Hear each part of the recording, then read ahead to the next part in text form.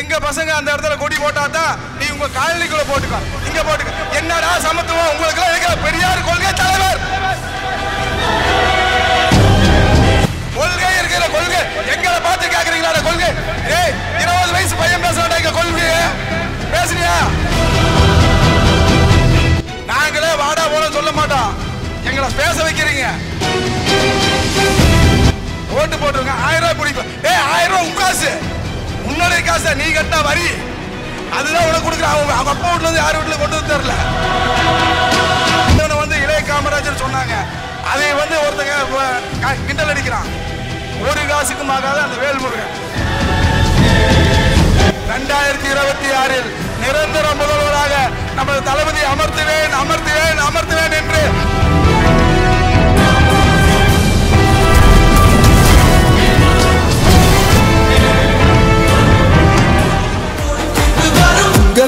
உங்க விஜய் உயிரன வரனா, உங்க விஜய் எளியவன் குரல் தான். உங்க விஜய் தனியார் இல்ல கடல்னா. எங்கள் குருநாதர், எங்கள் ஆசான், திருப்பூர் மேற்கு மாவட்ட செயலாளர் அண்ணன் சி கே சங்கர் அவர்களை பேச சிறப்புரையாற்ற அன்போடு அழைக்கின்றோம்.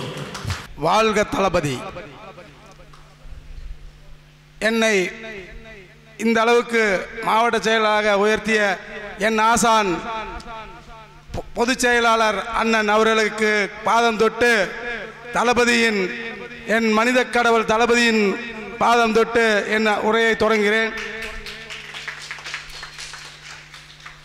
என்ன பேசுறதுன்னு தெரியல, எல்லாமே தினேசும் நம்ம சத்தியமூர்த்தியும் பேசிட்டு போயிட்டாங்க. எனக்கு பேசுறதுக்கே வாய்ப்பு கொடுக்கல. நமது பல்லடம் சட்டமன்ற தொகுதியில் பல்வேறு பகுதிகளில் நமது கழகத்தை வளர விடாமல் நமது கழகத்திற்கு புதிய புதிய நிர்வாகிகள் வருவது போல் தோன்றும். ஆனால் அவர்கள் எல்லாம் இந்த ஆளுங்கட்சியின் சதி என்பதை நான் நன்கு அறிந்துள்ளேன். ஒவ்வொரு வீதியிலும் ஒவ்வொரு பஞ்சாயத்திலும் பார்க்கும்போது சொல்றாங்க, நான் வந்து போனா அங்க போனா என்னை எங்க பசங்களை விட மாட்டேங்கிறாங்க, உங்க பசங்களை. ஜாதி பிரிவினையை தோண்டுவதுதான் சமத்துவமா? ஒவ்வொரு பஞ்சாயத்திலையும் நான் போய் கேட்கிறேன், கொடியா தோண்டு போறாங்க. ஒன்னும் இல்ல, புளிமட்டின்னு நினைக்கிறேன், இல்ல கரடிவாய் போகும்போது எங்க பசங்க அந்த இடத்துல கொடி போட்டாதான் நீ உங்க காலனிக்குள்ள போட்டுக்க, இங்க போட்டுக்க. என்னடா சமத்துவம் உங்களுக்கு? பெரியார் கொள்கை தலைவர் கொள்கை இருக்கிற கொள்கை எங்களை பார்த்து கேக்குறீங்களா? கொள்கை 20 வயசு பையன் பேசுறாங்க, கொள்கைய பேசுறியா? கேட்டுக்கிட்டீங்களா? 20 வயசு பையன் வந்து எனக்கு எங்க கொள்கை தலைவர் கொள்கையை சொல்றான். உங்களுக்கு என்னடா கொள்கை இருக்கு? ஒருத்தன் சொல்றான் கொள்கை கூட்டமோ கூத்தாடி கூட்டம். எங்க தளபதி வந்து அப்படி வளர்த்தல. உனக்கு 1% கூட ஓட்டு கிடையாது. எங்க தளபதி ரசிகர்கள் வந்து எங்கள் கழக தோழர்கள் வந்து யாருக்கு ஓட்டு போடும் தெரியாம உனக்கு போட்டாங்கடா 3வது அணி வேண்டு. அதுலதான்டா நீ 4% 5%. நீ வந்து ஒவ்வொருத்தரும் பேசுற. எவனாவது தமிழ்நாட்டு அரசியல்ல தரை குருவா கேவலமா பேசாம இருக்கானுங்களா? எந்த கட்சியில இருக்கான்னு சொல்லுங்க. எங்க கட்சியில் மட்டும்தான் இருக்கிறோம். நாங்களே வாடா போல சொல்ல மாட்டோம், எங்களை பேச வைக்கிறீங்க. என் தளபதி பத்தி உங்களுக்கு என்னடா தெரியும்? இப்ப வரல அரசியலுக்கு 30 ஆண்டு காலமாக அரசியல் இருக்கிறாரு. யாருக்கு தெரியும்? மக்களுக்கு தெரியும்டா.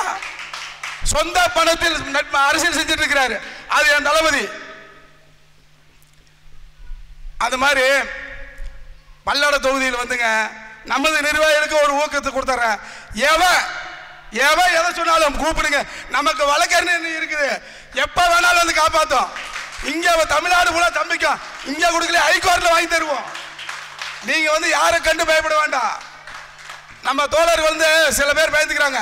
ஏங்க நாங்க ஓட்டு போட்டுருவோம், ஓட்டு போட்டுருங்க, 1000 ரூபாய் பிடிப்போம். 1000 ரூபாய் உங்க காசு, உன்னுடைய காசை, நீ கட்டின வரி, அதுதான் உனக்கு கொடுக்குற. அவங்க அப்பா வீட்டுல இருந்து யார் வீட்டுல கொண்டு வந்து தரல.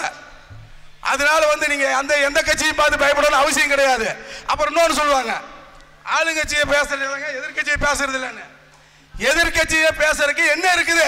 அதுதான் மக்களே புறக்கணிச்சுட்டாங்கடா. வேண்டாம், அவங்க செஞ்ச தப்ப நீ செய்யற, அப்ப உன்னையும் தானே புறக்கணிக்கணும்.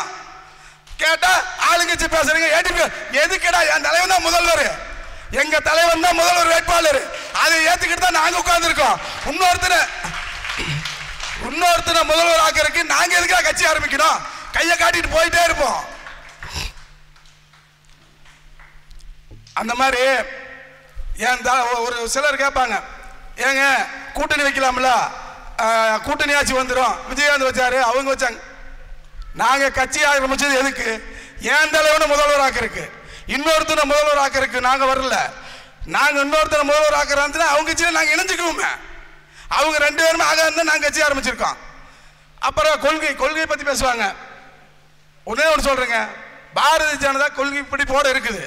என்ன காரணம் கேட்டீங்கன்னா, மதவாத கொள்கை, அது மக்களுக்கு விரோத கொள்கை. அது அவங்க நல்லதோ கெட்டதோ அந்த கொள்கையோடு இருக்கிறாங்க.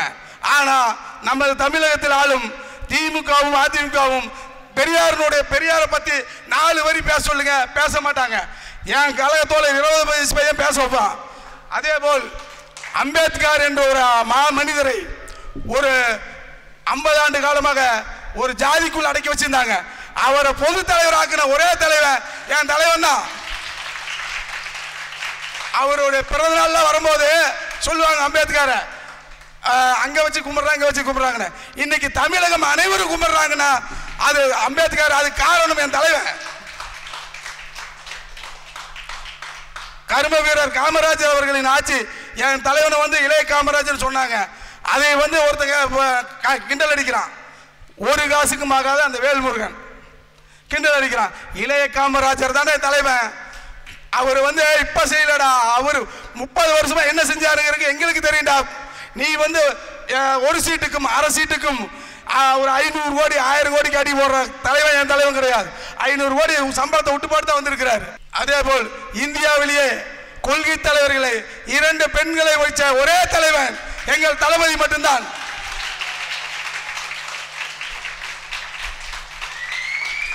நாங்கள் இதுவரையும் எந்த கட்சியும் நான் பேசும்போது யாரையுமே தாக்கி பேசல. என்ன காரணம் கேட்டீங்கன்னா, யூடியூப் எடுத்தா அந்த கிருஷ்ண சிவாஜி ராமா, அவன் பேர் என்ன, கிருஷ்ணமூர்த்தி, சிவாஜி கிருஷ்ணமூர்த்தி, அவன்லாம் பேசுற மாதிரி பெண்கள் இல்லையா? அப்புறம் இந்த சேலத்துல ஒரு பொன்மணி பேசுமாரு, சுஜாதா, இதையெல்லாம் பார்த்து கொண்டிருக்கிறது கனிமொழி அக்கா. கனிமொழி அக்கா இதே டிஎம்கே ஏடிஎம்கே ஆட்சியில் இருக்கும்போது பெண்களுக்கு பாதுகாப்பு இல்லையான்னு உன் கட்சியை முதல்ல அடக்க. நீ 1008 பேசுறீங்களா? கனிமொழி அக்கா வேடிக்கை பார்த்துட்டு இருக்குது, கேவலமா பேசுறாங்க. இத்தனை பெண்களை வச்சுக்கிட்டே பேசுறாங்க. இதெல்லாம் ஆட்சி. இந்த ஆட்சியை அகற்ற என் தளபதி அவர்களின் 2026 நீங்கள் 200க்கும் 500க்கும் ஆசைப்பட்டு உங்கள் வாக்கினை மாற்றி போட்டு விடாதீர்கள். தயவு செய்து சொல்கிறேன், உங்களுக்கு கிடைத்த கடைசி நம்பிக்கை, தமிழ்நாட்டின் கடைசி நம்பிக்கை நமது தளபதி தான்.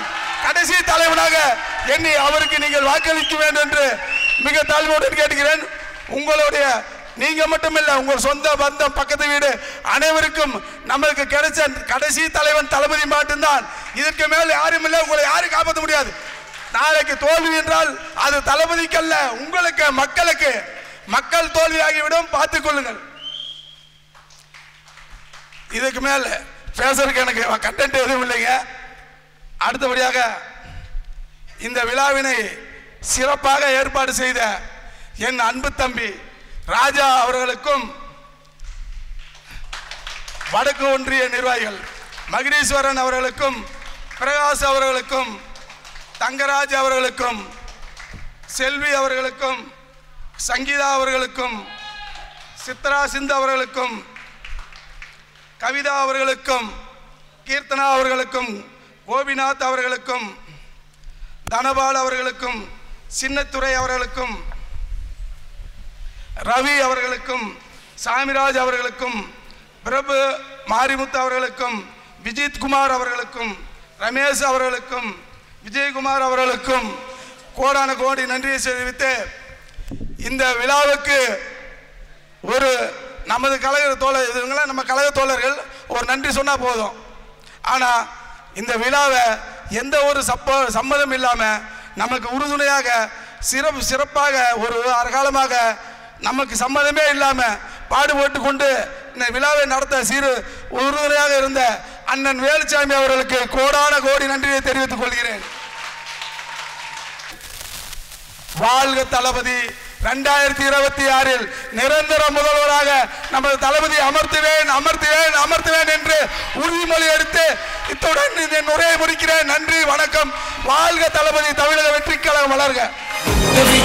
விஜய் தனியார் இல்ல கடல்னா, விஜய் எளியவன் குரல்னா, விஜய் தனியார் இல்ல கடல்னா, மக்கள் தானே மன்னர்களை உனக்கு காட்ட வரனா.